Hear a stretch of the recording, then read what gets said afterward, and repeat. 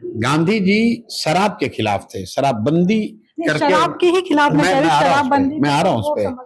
गांधी जी के लिए शराबबंदी जो है वो सामाजिक प्रयास था।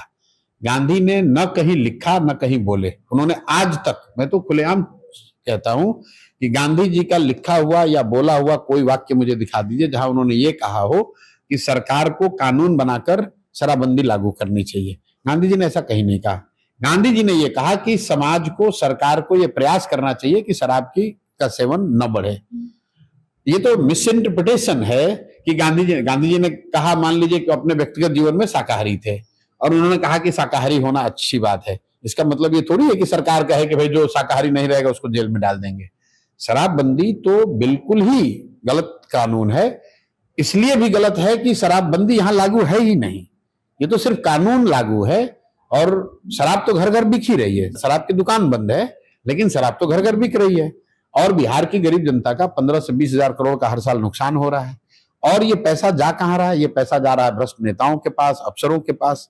और सबसे बढ़कर जो इस कानून को जिन महिलाओं के नाम पर बनाया गया, आज सबसे ज्यादा पीड़ित तो वही महिलाएं हैं।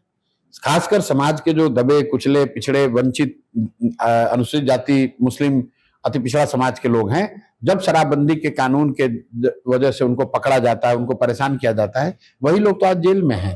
वही, उन्हीं लोगों को तो पुलिस प्रशासन परेशान कर रहा है।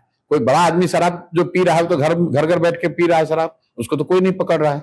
लेकिन 1 लाख से ज्यादा लोग जो आज बिहार के जेलों में बंद हैं, उसमें मेजोरिटी तो वही गरीब समाज के लोग हैं, पिछड़े समाज के लोग हैं, दलित समाज के लोग हैं। इसलिए शराबबंदी के कानून को हटाया जाना चाहिए। जैसे आपने पद यात्रा की है और आप महिलाओं के बीच में गए, तो मेरा ये अगला सवाल यही था कि जब महिलाओं के बीच में गए और उनको पता चला कि अगर हम प्रशांत को चुनेंगे तो वो शराबबंदी जो है खत्म कर देंगे, तो उन महिलाओं का क्या रिएक्शन? बिल्कुल उनका रिएक्शन, मैं जब पदयात्रा किया तब नहीं, कल भी मैं सभा कर रहा था और मैं महिलाओं से पूछता हूँ कि भाई बताओ, घर घर देखिए, पहली बात तो हम लोग क्या हटा रहे हैं? हम उस गलत कानून को हटाने की बात कर रहे हैं जिसमें शराब की दुकानों को बंद कर दिया गया है और होम डिलीवरी शुरू कर दी गई है।